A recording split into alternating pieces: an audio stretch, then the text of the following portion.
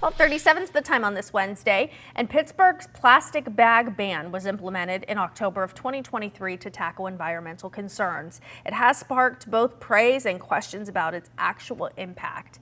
Since it's been over a year since that ban has been in effect, we did want to get the facts. Anchor Kelly Sasso finds out if this effort is making a difference. The big thing is it eliminates single-use plastic bags. Those flimsy, flexible plastic bags that you get at a checkout counter, those were completely banned. Farron Savitz is a zero-waste advocate with Penn Environment. They estimate the ban removes 1 million pounds of plastic waste a year.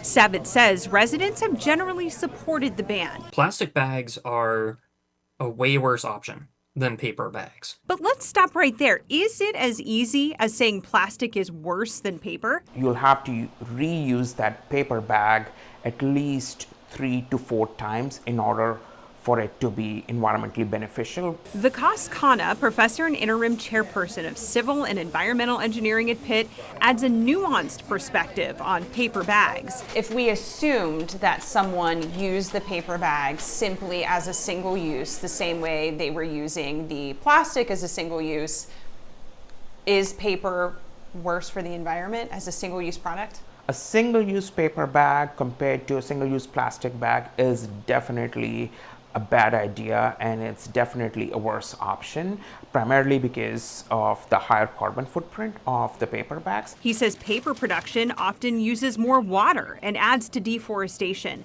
Khanna also warns about unintended consequences. He pointed to data out of Portland, Oregon, where after they banned plastic bags, paper bag use went up 491%, mitigated only by a small fee.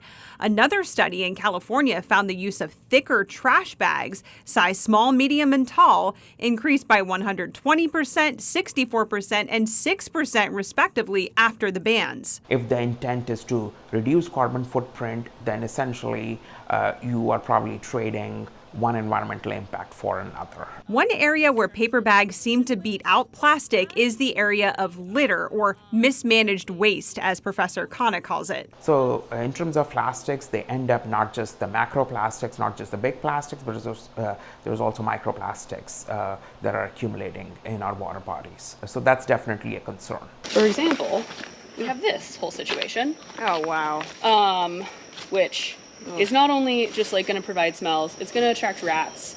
It's going to breed mosquitoes. Lauren Pearman is with Allegheny Cleanways, a trash audit their team completed in 2019, where they found a significant number of single-use plastic bags helped make the argument for Pittsburgh's ban. It tells us that this is a type of item, if we're finding a lot of it at a dump site, that it's an item that's either hard to get rid of, or maybe so much of it's being used that our waste systems are sort of leaking it out into the environment.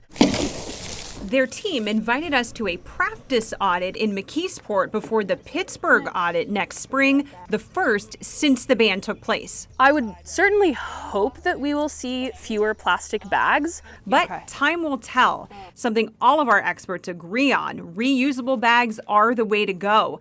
Khanna suggests labeling reusable bags with reuse instructions to ensure environmental benefits. Savitz champions the paper bag charge. You might think I'll stash a couple reusable bags in my backpack, in my purse, in my car, next to the door. That way I'm never without one. Ultimately, Khanna asserts robust audits of not just litter but landfills are needed to measure the success of the ban. Without those, he doesn't believe the ban can claim success. We cannot just say that by simply looking at the reduction in plastic bags. That was Kelly Sasso reporting. Pittsburgh's Action News 4 will remain in touch with Allegheny Cleanways as they perform an audit next spring to assess what type of effect they think the ban is having on the environment.